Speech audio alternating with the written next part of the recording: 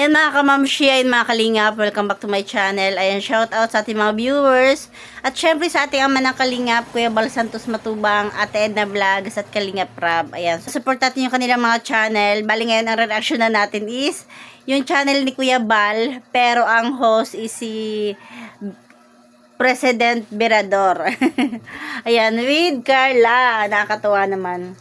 Tara, samahan niyo ako manood dito sa bahay nila Beyonce. Mag-ano tayo? Magkatok. Tao po!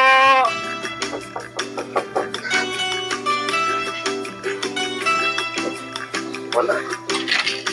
Ay! Mabubukid ka sagad sa atin na isang magandang dalaga. Pasok na tayo, Carla. Ayan, Beyonce. Magandang araw sa'yo. Kasama namin si Carla. Kasi pumunta kami doon. Ay, pasok na tayo. Pumunta kasi kami doon sa school nyo. Eh, wala ka. Sabi ng teacher, absent ka daw. Absent po. Joke lang.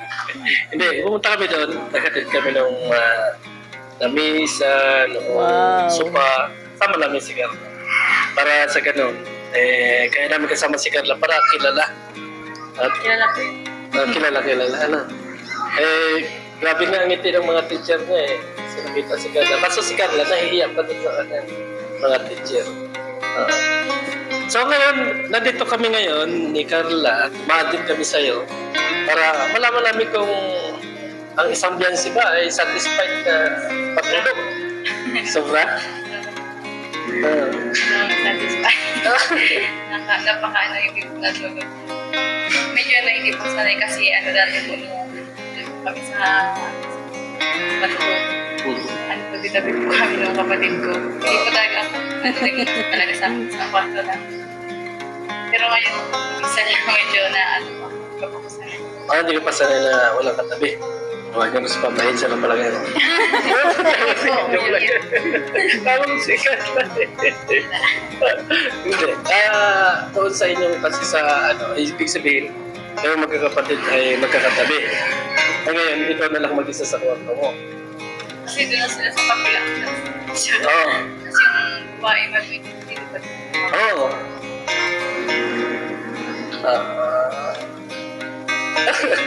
Di ba yung mga ngiti ni Beyonce ngayon Hindi, ano kasi, ganito, kaya kami nakapunta dito, hindi namin kasama si Kuya Bal.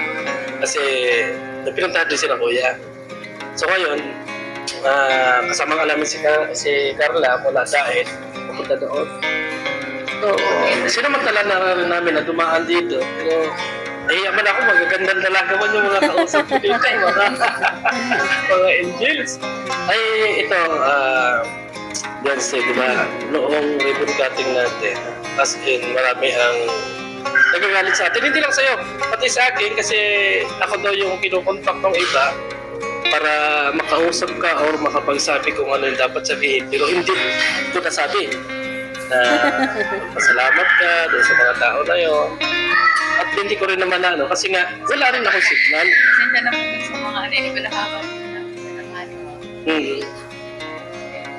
Oo nga naman, lagi naman napapasalamatan ni Beyonce. Siguro nung time lang yun, kasi nga, syempre nakaka-tense, kasi ang daming tao, di ba? Andiyan pa yung governor. Grabe. Kasi, governor ba yung yung bisita? Yung salamatan. Yun yung ibang Oo. Hindi yung ibang mga yung mga ibang supporter baga, yung ibang mga Pasensya na po. So na-overwhelmed din si Beyonce. Kasi ikaw, Carla, tatanungin ko. Pag nakaharap mo ba ang isang governor, ano feelings mo? Maiilang ka magsalita or ano? Siguro po yan sa gano'n. Mahihiya din po ako, kuya. Siyempre kakabahan din. Siyempre po, ang tawag niyan, governor na po ito. Nakakaya pag ako. Kakabahan. So hindi rin natin maalis kay Beyonce na mahiya din Pero ninong daw yun. Ninong ba yan? Nung sa kasal po Ninong ba ganun yung sigod? Ay, ninong nila. Diba sabi ni Gob, Yun ito. Pinasal ang pati mo. Ayun, oo nga, pinasal na pala. Di ba sabi ni Gob, kung ano man ang marating ninyong mag-asawa. Ay, sabi. May mag-asawa.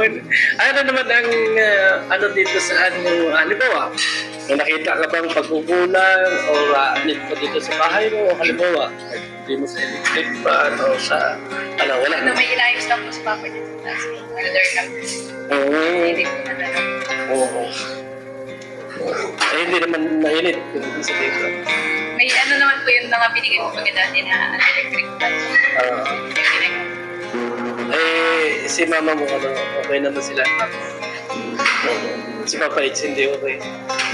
Kasama ko yun nagabi. Magkasama pala sila kagabi.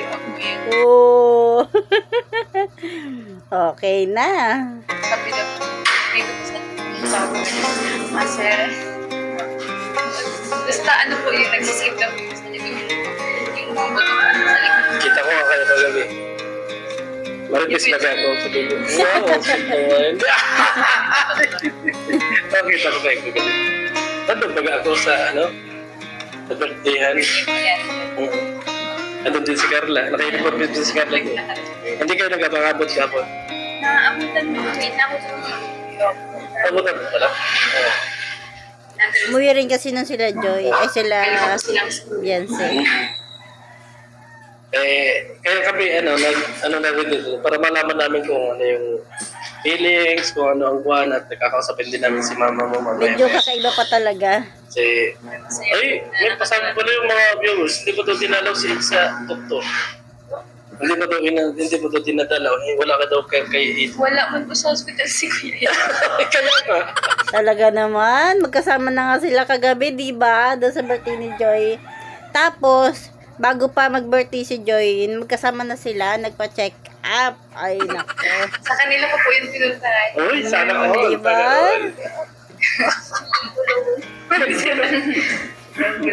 May bulong pala? Sa bahay po. Wow. Ayos yung bulong ni Carla eh. Totoo yun. Pinuntahan ni Beyonce si Edo doon sa bahay nila. Tapos magkasama na yata silang pumunta sa doktor para magpa-check up. Tapos diretso na sila doon sa birthday ni Joy. Hindi kasi, ang ano kasi, sa ngayong panahon, yung kilos ninyong mga angel, halos talagang, oo, lagi nilang nakikita. Tulad mo, pag ikaw ay medyo malungkot at nakita sa kabilang video si Jumar, sabihin nagtatampuhan kayo, nag-aaway kayo. Ganun din sila. At dalasan, mas marami talaga ang issue sa love team nila kasi nga, ang akala nila ay palagi nag-aaway. Parehas naman silang tahimik. Si Beyonce kasi, sa camera, as in, makikita mo lagi nakangiti. Pero as in sa personal, pag ganyan lang si Beyonce, mahihain din yan. Pero pag nakita mo sa manonood ka lang ng mga vlog or kung ano, si Beyonce, lagi nakangiti, parang relax, high na high lagi. Pero pagka personal, katulad nito, dumating, ay! Pero ano sa, ikaw nang tanongin ko si Bakit? Ibig sabihin, sa totoong buhay, mas tahimik si Beyonce. Diba? Pag sa vlog, kahit paano, natitipiran na yung iba sa pagsasalita. Pero sa totoong buhay, mas tahimik pa pala talaga si Beyonce. Ano sa palagay? Ano na sila? Ano ko na, baby? Wala. Ano yung ano na? Huwag po natin silang pahunan. No? Tama! Ano po nila eh? Hindi na natin tinanong si Beyonce kasi. Mapag-ibig lang. Hindi. Bagay naman, no? Oo naman.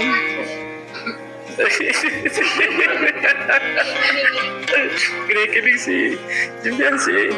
Hindi. Kaya inatanong ko kay Carla kasi lagi man kayo magkasama, isa lang yung naging school nyo. Ito, Beyonce, nagtanong ko na ito. Kasi yung tanong ko kay Carla kanina ay itatanong ko din sa'yo. Halimbawa, Beyonce, na mas lumago ka pa ng lumago. Ibig sabihin, kilalang kilala ka na at ikaw na yung part na nasa ruro ka na ng tagumpay, may plano ka ba sa school na iyong pinagmulan or may plano ka na halimbawa ang iisipin mo makatulong ba? Tulong. Oo, makatulong. Meron ka rin plano. Yes. Sa paaralan Yung na. ano lang, talaga, stable ako. Yung kaya ko lang po talaga. Tama. Kasi ngayon, ako pa lang din naman po pag ganyan din yung sponsor na kaya naman. Ay, tama. Oo. Tama yan na, Beyonce. Kaya ko naman naitanong yan kasi naitanong ko rin kay Carla kasi isa lang yung school niya na pinanggalingan. Kaya Diba? Napakaswerte naman ng school. Madaming biyayang matatanggap. Deserve din naman. sabi ko, itatanong ko din ito kay Beyonce. Oo, totally. Hindi pa kayo nakapag-uusap ni Carla na yun ang itatanong ko sa iyo. Itinanong ko na rin para alam natin na ang isang Beyonce ay may plano pa rin doon sa Tama. school na kanyang pinagmulan. Ngayon po kasi hindi pa man po gagamit. Ano naman? Totoo yun. Kasi ano, Oo. lalo na po ngayon, iniisip ko dito sa po may mga ano, inang ano, bahay. Ang laki po ba ang bayaran? Oo, wala. Pag Oo. Oo, sa kuryente, sa mga ano, kasi nandiyan naman si Dr. Lab. Pero sabi nga daw po ba ganing na mas maganda daw po yung kinatumangan daw. Ayun, ang ganding naman ni Beyonce. Ano din po. Ilang taon na ba Beyonce? Parang ang tanda mo naman. Sabihin mo na sa akin kung ano ba talaga ang ilan mo. Kasi ang 60 po. ano parang malalim yung iyong mga salita eh. Parang magkakit lang yata tayo ah. Masyado mature. Kasi yung salita niya, as in hindi pa safety niya.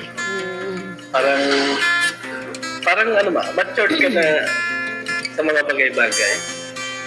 Ganyan ka talaga pag nagmamahal lang. Bira. Hindi, ganito yan kasi pagka ang mahal mo daw ay medyo naedad sa'yo ng kaunti, as in, mas i-improve din yung iyong kaisipan sa mga bagay-bagay. Ano sa palagay mo? Kailangan din. Kailangan din. Ito, martis ko na talaga. Totoo bang lagi kayong kakatampuhan ni Papay? Minsan lang. Pero ano, nagiging okay naman. Alam niyo ba, na kapag mas madalas nagtatampuhan, mas tumatagal. Pag walang tampuhan, mag-aalam na lang tayo, wala na. Ganun daw yun. Para sa mga mag-asawa, kung sino yung lagi nag-aaway, naku, mas tumatagal. Pay forever sa pag-aaway. Pero pag yung mga mag-asawa hindi nag-aaway, naku, mag-aalam na lang tayo, hiwalay na. Diba? Pero sa sa sitwasyon nila, okay lang yun may tampuhan dahil natural lang naman yun na may tampuhan, 'di ba?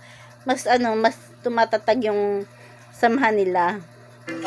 Nag-uusap kayo ng personal na pero bilib ako sa'yo kasi magaling kang mag-handle ng mga bagay. As in, yung makikita namin sa as in, marunong kang live-in, parang matandang tao ba? Marunong. Kasi nga para sa akin kaya yung sasabi ni Birador ni Press. Maaga siya na mature dahil siya nga yung panganay, 'di ba? Hindi lang siya yung basta anak na parang talaga sa mga gawain pa lang, sa mga plano, 'di ba? Napaka-mature ni Beyonce. Siya mo pakumbaba, marunong siya. Wala na po talaga ako. Oo, ganun talaga. Nakinig si Carla. Nakinig si Carla. Pero ayaw sabihin ni Carla kasi ewan mo na mga meaning kasi hindi kasi kami mga marites kasi inaabangan namin yung matamis na pero nung last part kasi na part ba yun? 73 ba o 71 at 72 meron. 73? 23. Ay, 72. Oh, 72. Nilagnat si Papa It's sa salita mo na I love you. Ano? Ba't hindi pala yung si club ng I love you ng isang yan? Kasi bukasan, masamang pagramdam ni Papa It's